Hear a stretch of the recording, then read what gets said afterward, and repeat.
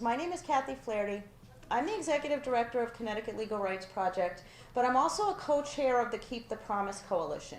I have been sitting here as one of those white people who's a lawyer who kind of in some ways perpetuates the problems of the systems that we have because the systems are the problem.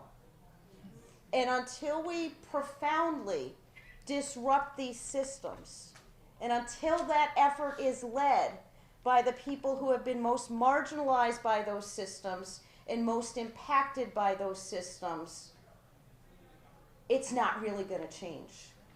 It's when people who have been through the experience of criminal justice system involvement, people who have been locked up in psychiatric hospitals, of which I am one of those people.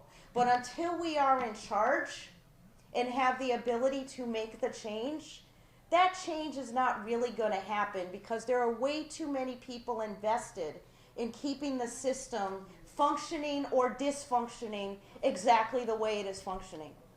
All of you have your own voices.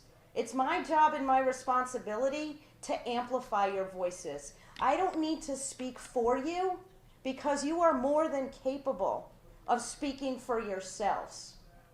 I do a lot of speaking in this building, more than I really care to. But what I think is more important is as more of you come in, this old person who occasionally gets really tired will be able to seed leadership to a new generation of people. And I am really looking forward for that day. I hope to stay in my job at Connecticut Legal Rights for as long as I can. But I encourage you to join with us, collaborate with us, be co-conspirators with us in some of the profound disruption we want to accomplish. We have spent far too many years fighting back against bad proposals in this building and next door, and just trying to defend the status quo. And I think we all know the status quo just is not working. What we need to do is we need some real significant change.